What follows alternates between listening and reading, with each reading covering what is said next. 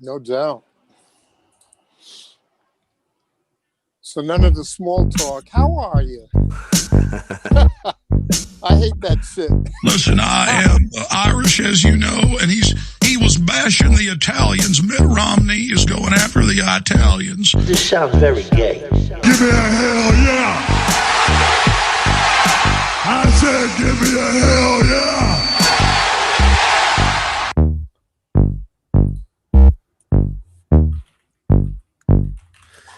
Let's go, baby. We're back after a little hiatus since the New Year's.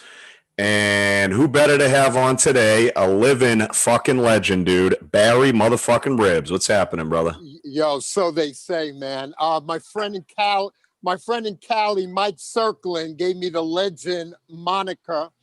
I wonder if some of the viewers, is this viewing or just audio? No, this is viewing. We're on YouTube. We're live right now. There's a chat and everything. It'll be both. I wonder if the viewers, etc., understand what hiatus means.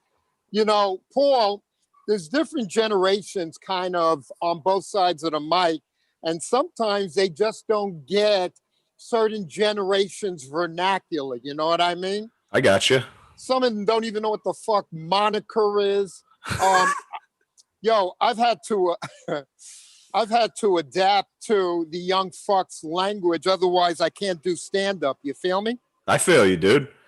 So what's going on? What is this called? The offensive? The offensive. Yeah, that's it, brother. How long you been doing this? Just a few months, man. Ski Mask brought me on the Ski Mask Collective a few months back, and then we started doing a show, just me and him, and then it turned into just me. So I do this, and then the main one. You did the Collective before I came on, I think, right? You went on his show? Yeah. In the first couple, there wasn't any harmony and chemistry, but now I know who the dude is. So, and he knows who I am. So there's more of a gel process, if you will. Yeah. How was the first one on there? It didn't go so hot or what? Yo, I think the first one, he was not being host-like. I think wow. That is host 101, man. You gotta be like warm to your guests, you know? For sure. But he's a young dummy from Texas, you know. He's definitely young and dumb, man, from Texas. Shout out to Ski. He was going to come on, but he's all jammed up. There you go. So you were telling me before, but tell everyone who's listening, where you calling in from? You're stealing Wi-Fi from where? Not donkeys? Yo, let me tell you something. Barry Ribs kind of marches to his own drummer, and my crib does not have Wi-Fi. So I am outside a Columbian steakhouse, and this is where I get my coffee every freaking day. And sometimes to switch it up because I can get bored, I go to the Dunkin' Donuts, which is like about a 5-minute walk away in this town called Elizabeth, New Jersey. And fortunately, my career is so booming. I have residences in Brooklyn and New Jersey. I thought you were going to say a third. Yo, Paul, when you're a road warrior comic, sometimes if you're real busy, it doesn't even pay to really have an apartment. But I'm not that road warrior, nor is anybody right now with this fucking virus shit. Yeah, it's gay. I was going to ask you, too, if you were still living in Jersey, but I guess you answered my question. You're living in both. You're in the city and out in Jersey. Yeah, I crashed back and forth. Basically, Brooklyn, born and raised. And Jersey, this dude gave me his basement. And sick. Yo, and but I got to no Wi-Fi though. He didn't give you the free Wi-Fi. He doesn't have Wi-Fi, but Paul, let me you guys got to get on it, dude. Paul, I got to tell you something quietly because people sometimes are walking around here. That's all right. Elizabeth is a big ass city, and this is the quiet part, and this even sucks over here. So, for all your people that love Elizabeth, New Jersey, go fuck yourselves because I hate this fucking city. It's a shithole, huh? Oh yeah. But this is the nice part. This is a Spanish downtown area, and Yo, Paul, I know you're a married man, but you still have two eyeballs. For sure. The Spanish women here are unfucking believable. They're nutty though, dude. Those Spanish broads, for sure. They're like Italian chicks. They're very loyal, but they're insane. You know what I mean? Yeah, there is something to Paul. There is something to stereotypes, but I always say there are exceptions to stereotypes. Oh yeah. You may be on the money, because I'll tell you why. Yo, Paul, there's a gorgeous server in this restaurant, and I felt like she was coming on to me, so I kind of like interacted with her. The next day she ignored me, man. So now whenever she says mi amor to me, I just ignore the bitch, because I don't need any more blue balls. You feel me? Yeah, fuck that, dude. And she's a Colombian chick, right? Colombian Steakhouse. I think so. And she's working tonight, yo. Are you just staring through the window at her? She's probably like, this fucking guy again. Yo, you're right. I'm looking through the window, but she doesn't work behind the counter really. So the one I'm staring at, well, I'm not really staring at her. She's got to be the dumbest bitch I have ever met in my life. She is so fucking dumb, man. Yeah. I mean, y'all, and she's kind of attractive, but dumb. Yo, Paul, dumb to another fucking level. And are these foreigners in here or no? They're American Spanish. Yo, they're all, Paul, they're all immigrants. Yeah. I don't think anybody in here was born in the States. Not one. As a matter of fact, Paul, how cool would it be if the hottie, if I get her attention and I bring her on? Would you want to see her if I get her attention? 100%. If you can get her out here on the podcast, that'd be unreal. You could have to give her an earbud too, so she can hear. Yeah, well, she doesn't understand English that well, which is unimportant. Yep. Hablo español, Barry. Do you think I'm not a man of many languages, dude? There you go. So I'll translate for you. I'll spit game. You could use me as a translator. Yo, Paul. Yo. She is extremely beautiful, but I don't know about you. Every dude has their preference. Her tits. I got to talk quieter because people are walking in here. Oh shit! Her tits and ass is incredible. Yeah, dude, she's Colombian. Of course they have. Oh my God. Yo, Paul, one time I was driving a bus years ago, and a lot of people have to remind me, yo, dude, Barry, you are an older man. And some people basically call you're an old fuck. I won't make a play if they are less than 40, less than 45. I've learned from experience. But years ago, I'm driving a bus and I had a passenger. Yo, Paul. Like a city bus? A Jersey bus. Yeah, the Jersey transit bus years ago. No shit. And I had a passenger, and she was Colombian. She was just in the States for a little student exchange shit. Yeah. And Paul, I must have been like 35, 40. She must have been 20 years old. I fell in love with her instantly and never was cognizant. Yo, Barry, she's a young fucking girl. But sometimes I feel like if you have a connection, age just a number, unless it's pedophilia and then you should be murdered. But other than that, age is just once you're over 18, dude, it's fair game. If it's a connection, it's a connection, man. Mm-hmm. And she was incredible, man. And I fell in love instantly. And I said to her, I was a comedian. And usually saying you're a comedian can kind of be a good card. It's like, it's one of the perks of being in show business, you know? Sure. Yep. Yeah, definitely. That's a big for people, because even at the mild level of celebrity, of a low, no, I'm not talking about you, but even like a low level comedian, people are into that. You know what I mean? Exactly, man. So, and sometimes they will come see a show. But like I said, recently, about a year ago, I said, yo, Barry, they got to really be 45, because this way you could have a conversation instead of them being into idolizing and asking me dumb young girl questions, man. I don't have time. My son is going to be 32. You feel me? Yeah, dude. He's older than me. I saw him recently after. I was going to ask how he's doing, man. That's awesome. You doing all right? He's been avoiding me like a plague and shit, but he finally saw me after 1 to 3 years. And you know what's fucked up, Paul? What's that, Barry? This is what I don't like. Oh, by the way, there's an ambulance. Somebody just died, so you know.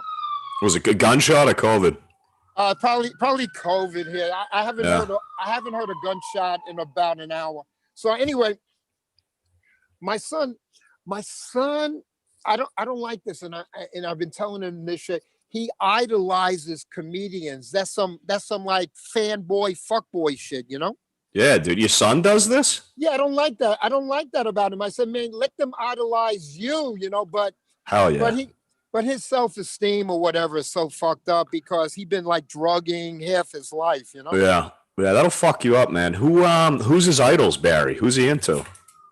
You know, I asked him, you know, like over the years, like, who are your favorite comedians? And he says in no particular order, and I'm never on the fucking list, of course.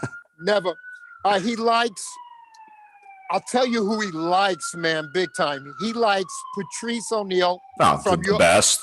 From your part of the country. West Roxbury in Boston, shout out. Exactly. And then he likes Andrew Schultz and Chris DiStefano. Hilarious. I don't really get Schultz. I know he's crushing it. I'm not trashing the guy, but I just don't get his humor. But this DiStefano, I always fuck him up because of Mike DiStefano. I always mispronounce his name. You remember Mike DiStefano? Of course.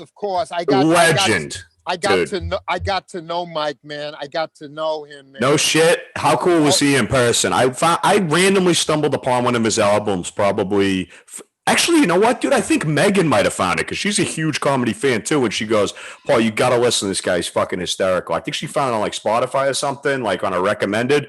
And I'd never heard of him, dude. Anyone out there who's never heard of Mike, it's spelled just like Chris DiStefano. Exactly. He's passed away now. God rest his soul. He was a heroin addict, got clean, then he ended up actually dying clean. He died of AIDS, right, Mike? I think that's what it was. Now, Paul. Yeah, tragic, dude. Paul, getting back to you and Schultz. Yeah. I think some of the listeners have to get this from the so-called legend. Let's hear it. What do you got? Comedy taste is very personal and subjective. So I tell anybody, never apologize for your stand on any comedian. Somebody will say Schultz is this, and some will say Schultz is that. Yeah.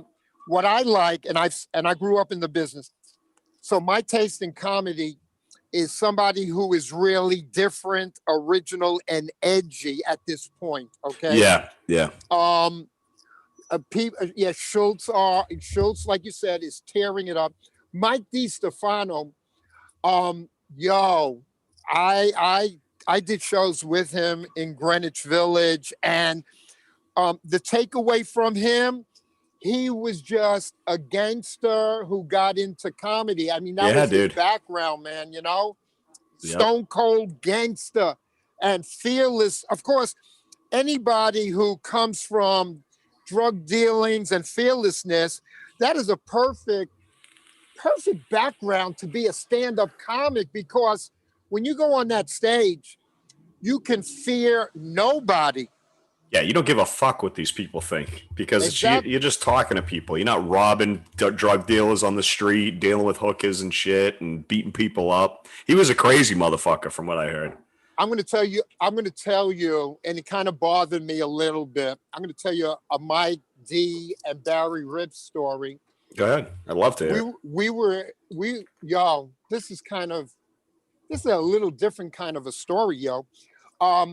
He was out front of the Comedy Cellar in Greenwich Village talking to Mark Maron. I forget where Mark is originally from. He's from Boston. He's a Massachusetts guy, I think. Yeah, and I went over and I just said, "Hi, Mark." And Mike had no idea that me and Mark had probably talked for 30 minutes, what I call just talking about industry and remembering material. It was like, whoa, I know some people kind of look up to me and they want to talk shop also, but I don't have that kind of profile and fame yet. So anyway, when I kind of said, excuse me, and I always say, excuse me, and they were talking, Mike D was major pissed off, like as if, who the fuck are you interrupting me and Marin, having no idea that me and Marin maybe had shot the shit or whatever the fuck. We had talked recently before then, and Mike D just had an issue with like anger management. And I don't know how Marin reacted, but I certainly, and I know, I wasn't about to beef with Mike D because he would fuck up anybody or whatever, so I wasn't going to go there. But he thought I was kind of rude, and he took rude to another fucking place. It was like, how dare you get in the middle of our motherfucker. I could be tough now, Paul, because he's dead, right? Yeah, exactly. Motherfucker, you're out in public right in front of the Comedy Cellar. Have you ever seen the Cellar? I've seen pictures of it. I've never been to it in New York personally, though. I've only been in the city a couple times. The Cellar, as you probably know, is like the mecca of stand-up comedy. Oh, yeah. I mean, for sure. Literally the world famous, man. The best. It's got to be the best club in the country. Fuck LA. They now have, besides the original stage, they got 2 more stages around the corner. Paul. Yeah. That is a play. Those 3 rooms, those are the rooms to see stand-up comedy, man. I've heard from many a person, comic and fan alike, dude. And I've never done any one of those 3 except the original. We did an open mic many years ago, man. I have never been on that stage. And matter of fact, I tell the story from time to time. 20 years ago, when I first came to Manhattan to really get, when I got to Manhattan, basically because of career, it was about 20 years ago to the day. I would never go near the Cellar because I felt like I knew my place. So I stayed across the street. And I'm not going to tell anybody, including you, that I said someday I'm going to do that stage. But I'll say now, someday I will do the Comedy Cellar. And there's certain ways you get in. And I will, you heard it here and everyone else, I will do the Comedy Cellar someday, I would say within the next 5 years. I agree with you, brother. I've seen you live. I mean, as live as you can get right now in Mead's backyard, and you fucking crushed, dude. And it was all new material because you knew that it was the same 50 people who have seen you fucking a few times, which was unreal. Yeah, well, Paul, the thing is this. I've been writing a bunch, not necessarily pandemic-centric at all. My way of writing is, if it hits me, I will make a note. I always carry this. I'll show you. It serves a lot of purposes, but this shit here has index cards in there. So if something comes up, I'll write it on the card. That's how I roll. And one last thing, and then we'll get to any of your questions or comments or whatever. The Comedy Cellar, the only way a new face like me would get in there is if you got a hot film, a hot special. Man, I got a bunch of things on the fire now. So, and also, if you want to be considered on the rotation there, you really have to be co-signed by like 2 people that are already there. And then you got to kind of live or tape audition for the booker. So yeah, there's a way, there's certain, I tell new comedians, there's various ways you get into different clubs, but that's how the Cellar is.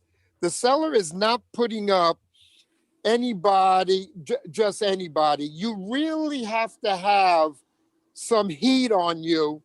And like next month, I'll be in Arizona. It's tentative. Some dude wrote me a part. I love the part. Of course, I can't get into it right now. And I got a feeling it's going to be pushed back, but he's a good friend. And Paul, you heard it here first. He wrote me a part. I don't think there's been a character like that on TV or film, especially when I bring Barry Ribs to that character. Yeah. That could be something interesting. So I'm gonna low play it down right now. Keep it humble and then come over the top, Barry. You got to under promise and over deliver. That's what they say. Yeah, exactly. That's. I'm gonna remember that one. I never heard that one, but that's. You never heard that? I never heard that one.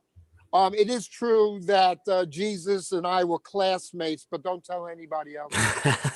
Yeah, dude. When you were like, oh, I'm gonna pull out my writing notes, so you're gonna pull out a fucking quill and an ink pot, dude.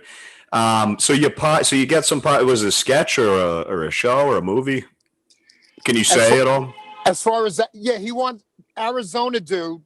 He wants it to be, I think, a web series, you know? Okay. Yeah. So because I seen you on Ryan Long's thing, you fucking crushed it. You played a priest from Boston too, wasn't it? Father something. That was fucking great. If you guys haven't seen it, I forget the name of it. It's on Ryan Long's YouTube. It's like men who don't want TikTok to be banned, and Barry plays like a pedophile priest. There's like a Boy Scout. There's a Boy Scout leader. There's like a football coach. It's fucking hysterical, dude. And that guy Ryan Long's crushing it, and you were the perfect dude for that role, dude. It was great. Yo, let me tell you something. And I've said it also on social media, Paul. Yeah. He gives me the costume. He gives me the lines, and he just lets you roll, man. He just lets you roll. Yeah, he's fucking great. We had his partner. Was Danny Polischuk in that with you? He was not in the room, but if he has me back, I'm sure I'll meet him eventually, you know? Yeah, we had Danny on our show. I don't know if we've tried to get Ryan on because they're like boys from Toronto. Danny's fucking hysterical. And it's from what I've seen from Ryan, all his shit's unreal. He's crushing it with those sketches right now. Yo, pumping them out, too. Every day I feel like there's a new one. Yo, Paul, my manager, as you know his name, Atticus. I think he's in the chat right now under your name. Barry Ribs, but he said, hey, I'm Barry's manager, so shout out to Atticus. So Atticus, he would like to see me kind of do that content and self-produce, Paul. Yeah. But here's the thing, Paul. Two things come to mind with that. Three things. First of all, I am not as ambitious as a lot of the people you and I know. That's number one. Really? I know somebody recently said to me, Barry, you're a hustler and you're out there. That's my perspective of you. You're still doing the Stress Factory and shit now. Some dudes are just sitting on their ass through this. Yeah, you seem like a hustler. Yeah, I am a hustler, Paul, but I haven't taken it to the next level where I self-produce content. You know, I told somebody today, I'm more comfortable in the hired dude, because like yesterday my dude said, I got something for you, and then another dude at the Stress Factory, he said, Barry, give me your phone number, I got a sketch in mind. So I actually feel comfortable in that sort of position where people reach out to me. But I think you and I would agree. Oh shit, I almost tripped on that's fucked up. Anyway, I think you and I would agree, if I did really self-production and content and stuff, which Atticus is talking to me about, and I may do it. But here's the thing. Like Ryan Long has his crew. Yeah. He's got his 2 camera dudes, etc. I would have to have a crew that is really Team Ribs. And I had one dude in mind, but when I speak to Atticus very soon, the dude I had in mind is talented, Paul, but I think he is a little immature and too much of a pussy chaser.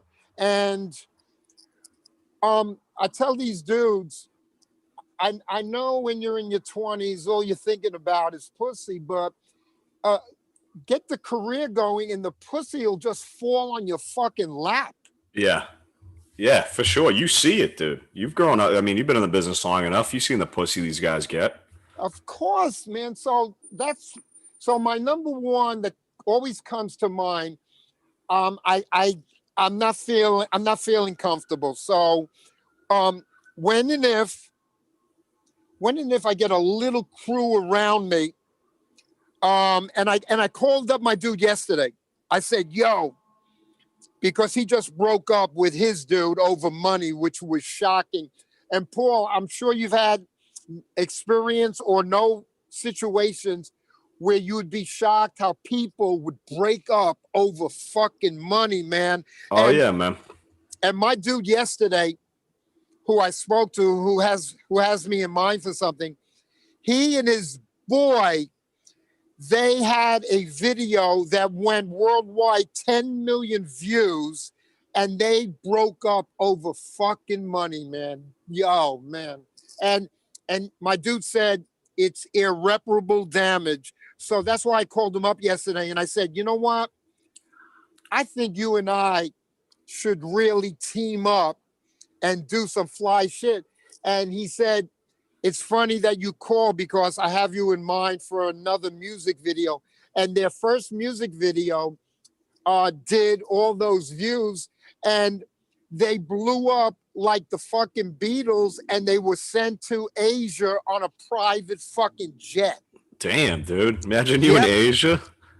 You want to plug? Yo, You want to plug this guy? You want to plug his no, shit? I can't do it right now because I said too much shit about their personal breakup. Anyway, Ah, gotcha. Yeah, true. and secondly, um, you know what's funny, Paul? They What's did that? parodies of the video and they did not use any Asian people to replace me.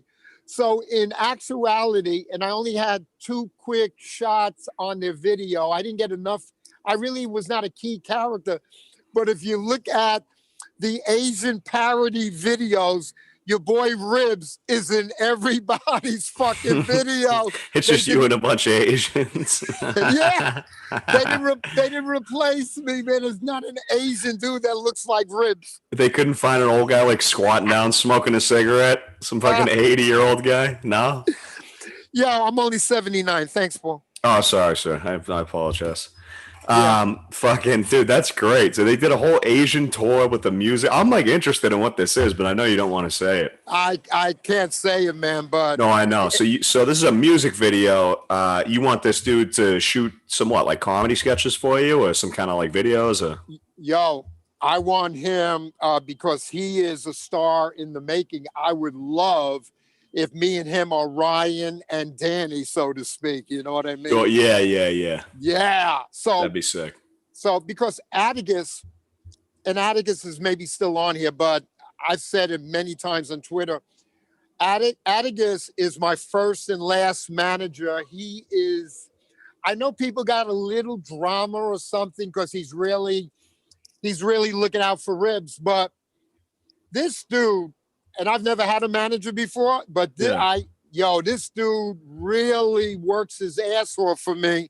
And like I said, even though people sometimes politic to be my manager, nobody is replacing that dude. You got dudes fighting to take Atticus' spot? Yo, recently one dude said, I'll be your manager. And I got a little issue with overzealous fans that all of a sudden want to be my manager when, well, it's kind of weird in a way because Atticus was a Twitter fan. Yeah, he was a fan too, right? He was like a fan that became your manager, right? Yo, he started off as fan and then he moved into like unpaid publicist. And I said, yo, and I only met him one time in the Village. He recognized me from Burning Bridges. So he went from fan to publicist, and right on the spot, I didn't even discuss it with him. I publicly stated, you're my manager.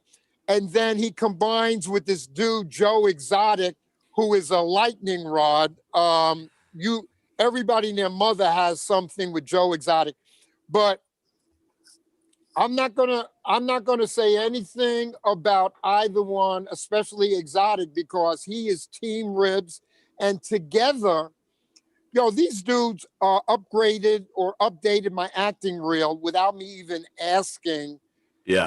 Those two do, and they haven't even been paid a fucking dime yet. It's amazing. It's amazing. Yeah, those dudes love you, and they've both had problems with our team of dudes, with Ski and Stancil and me. But they definitely support you, and they're doing good shit for you. You know what I mean? They're amazing. Let me yo. Go ahead, brother. I think I see. Get her out here. Hold on one second. Yeah, go ahead. So, for those of you listening, Barry's going inside a Columbian steakhouse that he's stealing the Wi-Fi from to try and get this Colombian waitress that he hit on, or that she hit on him, and he's making moves. Oh, Yo, there he is. He's back. He's back. She might. Let me put my, Hold on. Yo, Paul. Come here. Television. Put this in your ear. Here she is. Here she is. Hey, hola. Hola. ¿Cómo estás? No, muy bien, gracias. ¿Cómo estás? Bien. So, she's a teenager. No. Let the people see your face. Take your mask so they can see your face. Yes, look at that. ¿Cuántos años tienes? 38. Yeah, she's not a teenager, Barry. She's 38. Yo. Come on. You're not supposed to ask, Paul, you're not supposed to ask a woman her age, right? Yeah, but you just called her a años. Que no, los años no se preguntan, dice. Yeah. There you go. She just corrected you. Paul, you speak Spanish? No, a little bit. Un pequeño.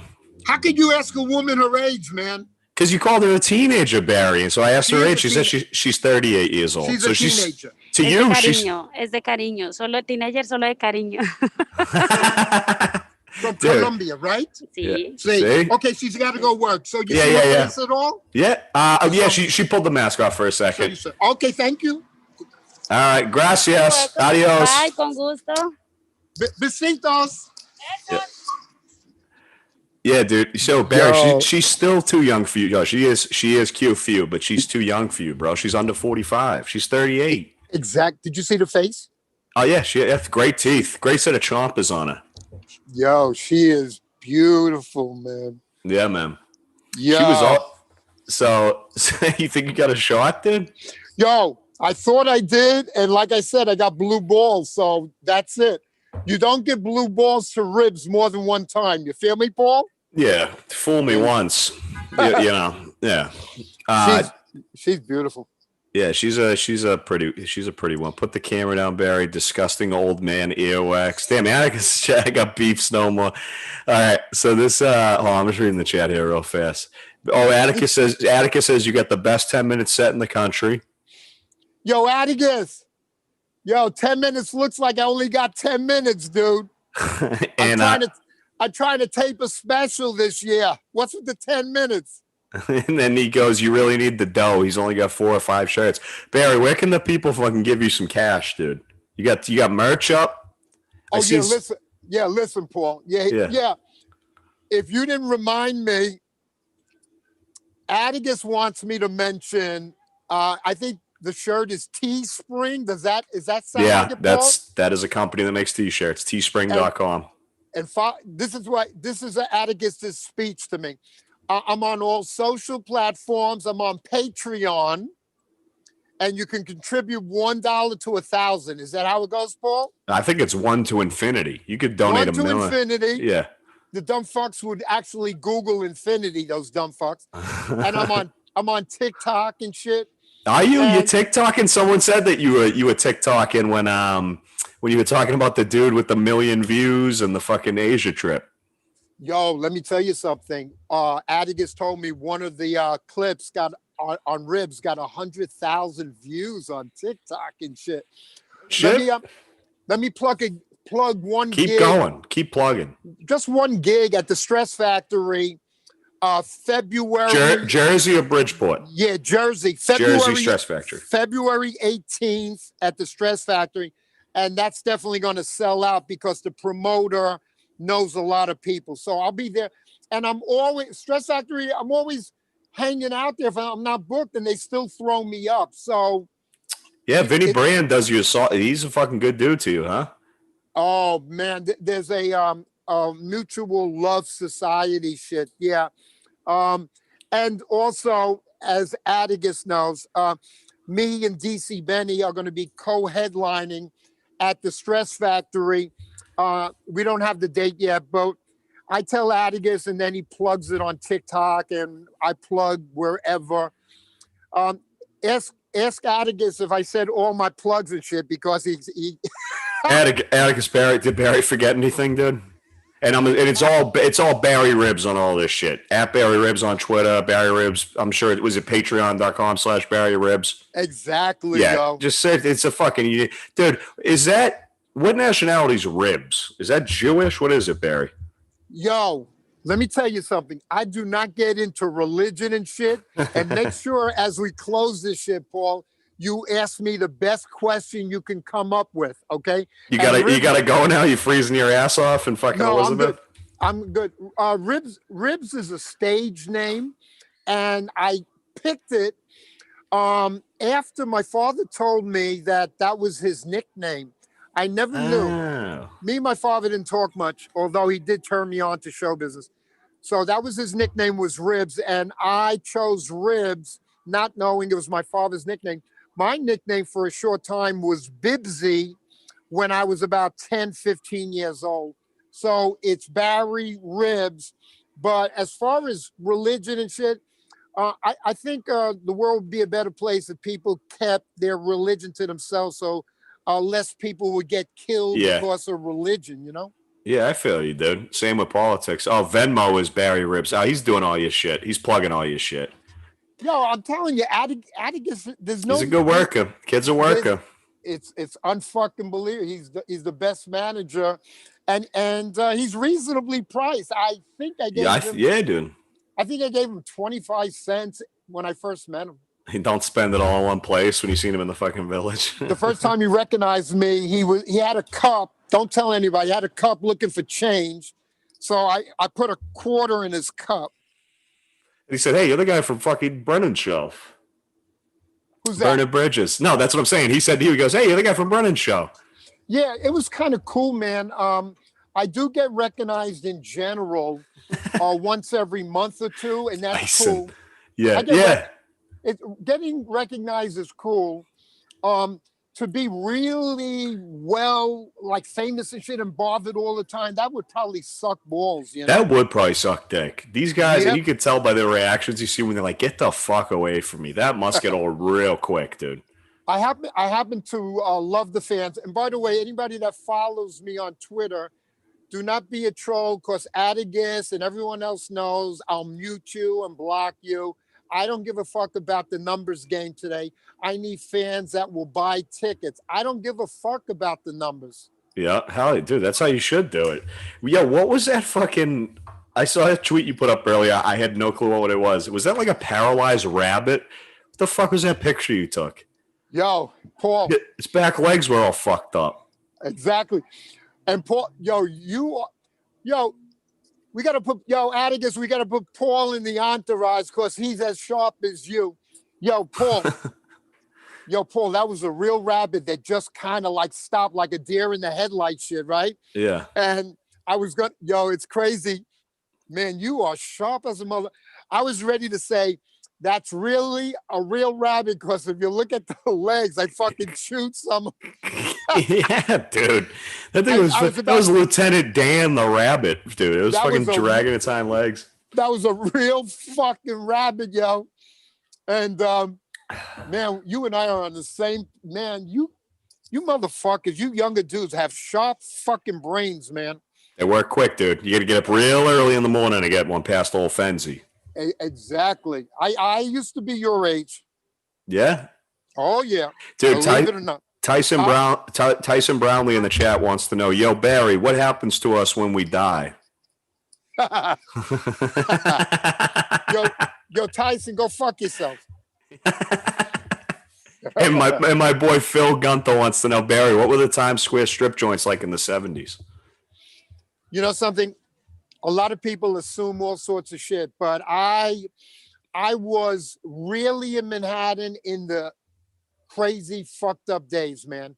Like the 80s and shit when it was brutal, like the Warriors and shit. Okay. In the 80s, I drove a corporate limo, owner operator. I had my own corporate limo in the 80s. In the 70s, Paul, I remember my high school girlfriend. I took her to a Broadway play in the 70s, and Times Square had the Triple X movie theaters and shit. Oh, it yeah. It was really fucked up. Like Taxi Driver. Yeah, exactly. Yeah. So Paul and everyone listening, I really stayed away from Manhattan in the bad old days, man. But everybody, of course, has seen in their life, if they've been to New York City, they've seen a Broadway play. So I thought it was cool. I think it was our first date. And I was holding her hand tight, man, because walking around us was real low lives and drug dealers and all that shit and that's a long time ago. That's like 50 years ago. So I can't remember specifics. But fast forward, Manhattan seems to be a lot worse because it's a fucking ghost town at night. Yeah. And there's no police really. And the fucking panhandlers and drug dealers and the drug addicts, they are running the fucking area around Times Square. I'm really staying away from Manhattan until it gets its shit together. And anybody who's looking to visit Manhattan, stay the fuck away until further notice. Yeah, so what do you think's worse? Back then when it was like busy bad, or now where it's dead bad? I think right now it's only a good guess, Paul. I think it's 10 times worse right now. No shit. I've seen the pictures. It's kind of crazy to see that place empty ever. You know what I mean? You know, Chrissy Mayer is still using the studio in that area. And as you know, there's a contest to be her host. Oh, yeah. Her announcer, right? Yeah, the announcer for the wet spot. A bunch of you've done it. Ski's done it. Stancil and Mead. Ski Mask Girl, Chick Mangione, fucking. She just had who else? Mark Random, right? And bunch of people. Yesterday was the last two, and I don't know. I have no idea if that studio is going to continue. If Anthony is going to be moving out of New York. That too. I've heard that. Is he definitely moving? Because I heard him talking about it. I don't know. Oh, yo, is he donezo? He definitely. Yeah, from what I understand. His house in Long Island is for sale, and he is the fuck out. So, I would be too, dude. Fuck that. So I don't know what's going to be with the studio, but shout out to Chrissy Mayer. Everybody knows because I am generous with my words. I am Team Chrissy. Yeah, she's the best. Whether I become the announcer or not, I'll always be Team Chrissy because. See, there's a perfect example of someone who is really working their ass off. So as Atticus has been recently saying to me about a team to do content, when and if we assemble a team, I will kick some ass, but I gotta really feel it. I know Atticus knows what's going to be next level for me. It's just a matter do I want to really work so fucking hard without a definite payback? You know, nothing. Yeah, a lot of dudes come in the business and they throw a lot of shit to the wall and hopefully it sticks. At this point, I've been doing this 27 years next month. So my decisions have to make sense. Just like people say to me, can you do this? Can you do that? No. Unless I know somebody for years and I like them or whatever, I won't do anything that's requested unless it really makes sense for my career. And that may sound like whatever to anybody, but I don't give a fuck because it's my career. That's what I'm saying. And like, that's a perfect example. You've done it for so fucking long. It's like, I'm not going to, if you were 2 years in, 5 years in, it's like, yeah, I'll do your dumb fucking show or your sketch or whatever the fuck. Exactly. But like, you got nothing to prove to no one. You're doing your own thing, dude. And it's fucking, I can't believe you weren't more famous earlier, man. Because I was going to ask you, so you've been doing comedy 27 years or show business in general? I did. I started stand-up February 94. Damn, dude. And as you know, Brennan gave me a different audience 2 years ago. Yeah, that's where I found you, obviously. And I'm very well known as a white dude in the urban community scene. Yeah. I'm very well known around the country for that. I performed with D.L. Hughley 9 times. Hell yeah. I performed with a lot of the famous urban dudes like Cedric the Entertainer, you know, so. Yeah. So it doesn't hurt to have fan bases of all ilk that appreciate Barry Ribs. So I'm not sweating it because I'll do the content. People will find me, and just do you, dude. As I've said, and Brennan loves to play with me. I'm spiritual, so I've always had the tag thing. God is the executive producer, but shout out God. Shout out to God, because like I said, he and I went to school, and or I went with his son, right? Jesus. Yeah, you went with his son. Yeah. I went with the son. Yeah. And so I got the music video. We're gonna put that together, and another dude who's on the rise wants me in a sketch. And Phoenix, Arizona, maybe next month. So we got that going on. And I'm sure if Ryan Long has something, he'll hit me up. And but I think the other thing is, like I said before, Ribs producing his own content, be the producer. You know something, Paul? Here's a lesson to be learned to anyone watching this. Sometimes you have other talents, and until you really exercise them and look into it, you'll never know how many other talents you have. Yeah, you talking about like acting and shit, doing sketches and stuff like that? Everything, for you, man. Oh yeah, no, I know what you mean for everything. But for you, your thing was like, fuck, because you were great, dude. That's the only thing I've seen you do is the Ryan Long one, but you fucking crushed it. As far as producing content and writing premises that get into a sketch format, and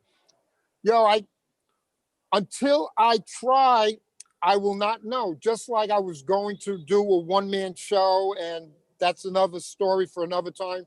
And then I know I'm going to write a book someday. That I know I'm going to, and I know I'll fucking buy that, dude. I know who my writer. I hope he works with me. Shout out to Eddie Brill. Eddie Brill, amongst many things, was the talent coordinator for comedy for David Letterman. Shout out to Eddie Brill. No shit. Yeah. So when and if I write a book, I hope Eddie Brill, not necessarily as a ghostwriter, but whatever. I hope he works with me on my future book. Yeah. I feel like I've heard that name before, unless it's common. Eddie Brill. Eddie Brill's an incredible writer of stories of his career. He is an incredible writer, and he's the first choice. He's the first choice to really assist in my writing my book. You're just going to do the story of Barry Ribs? Yeah, it's going to start at the age of 8 years old, and my uncle was a comedian, and it's going to be, for Barry Ribs fans, it's probably going to be a must purchase. And I just want to get the profile up because I don't want to sell just, 20 books. I want to sell like 20,000 books. Yeah, 20 books. What the fuck are you doing? You know how much work goes into writing a book?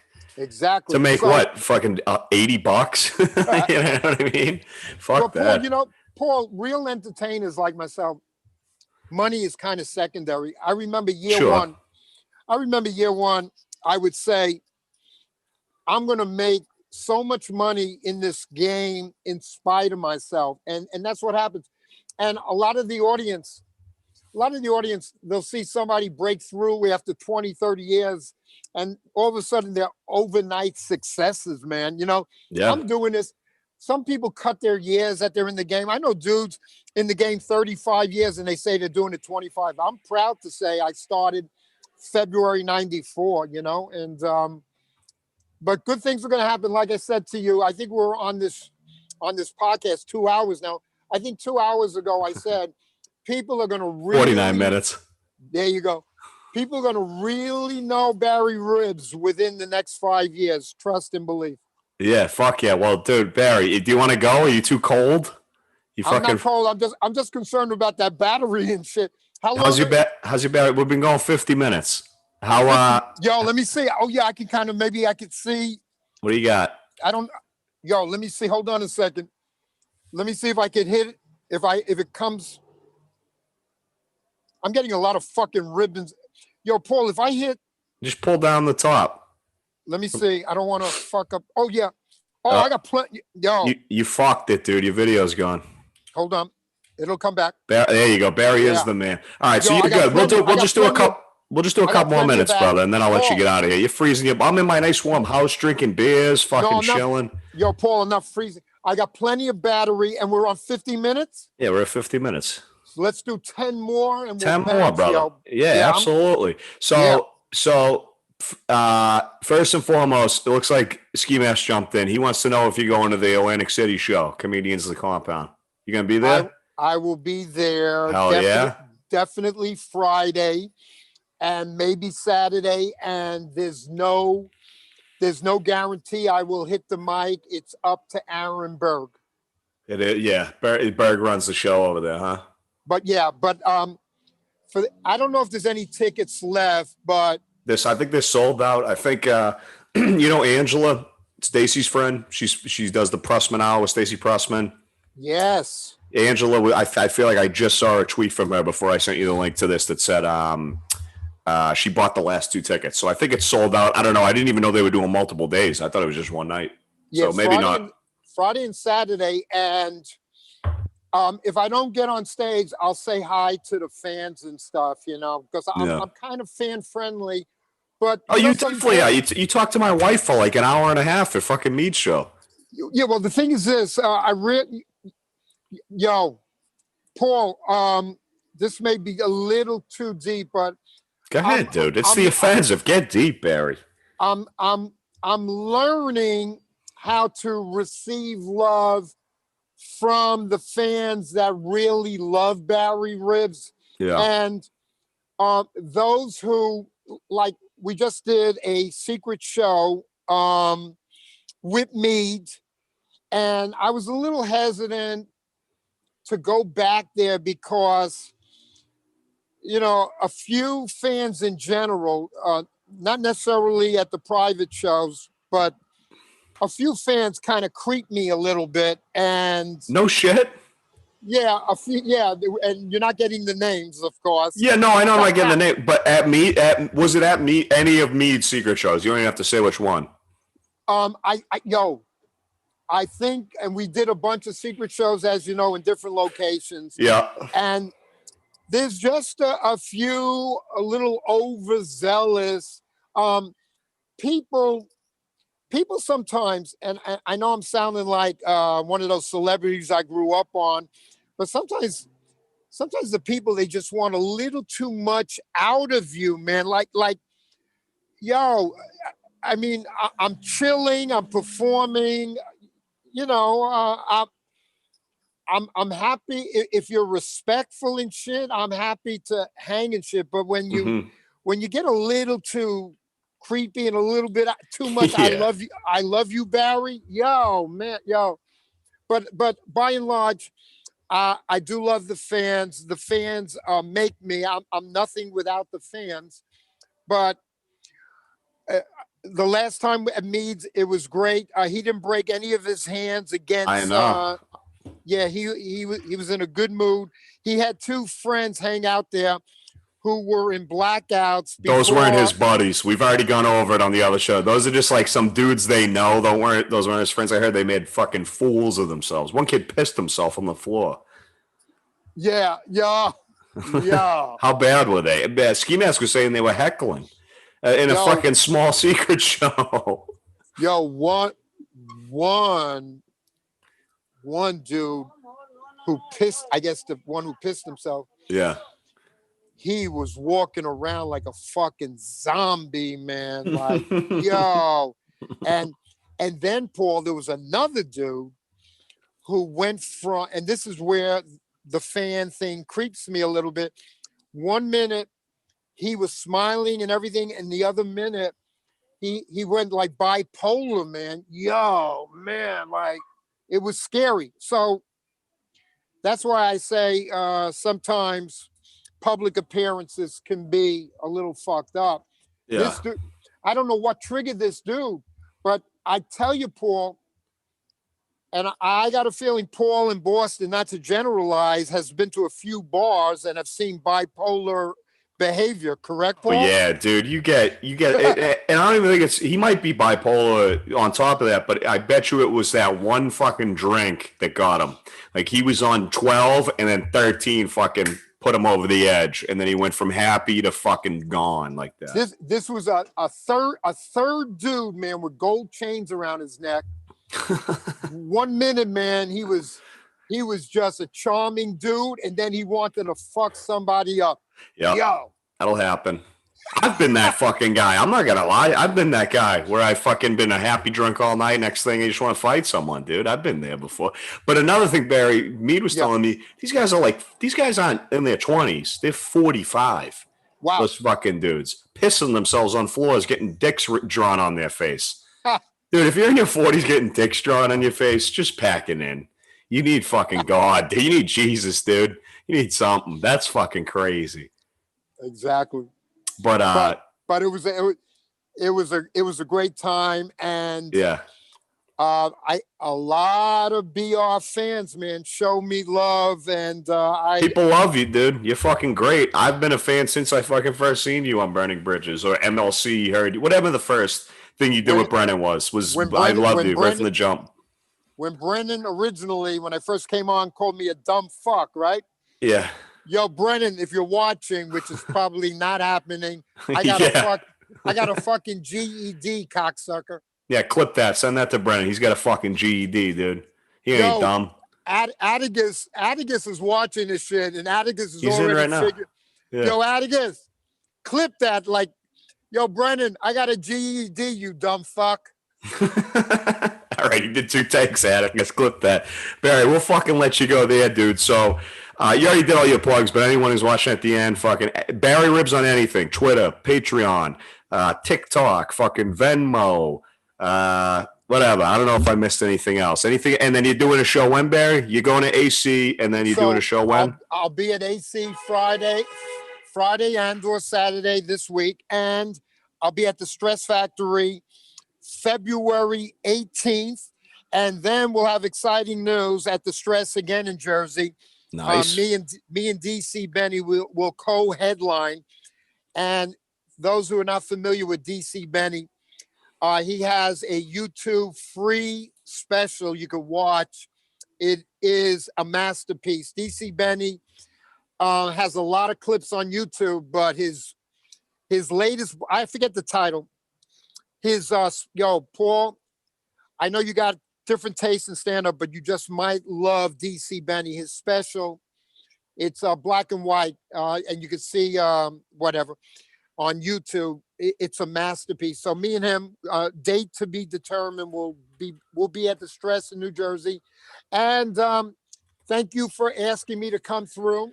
Eric, thanks for coming on, man. I appreciate it. And shout out to number one wife, Megan Fenz. Yeah, she'll be listening. She's gonna see this shit, and yeah, I appreciate the fact she's a fan and shit.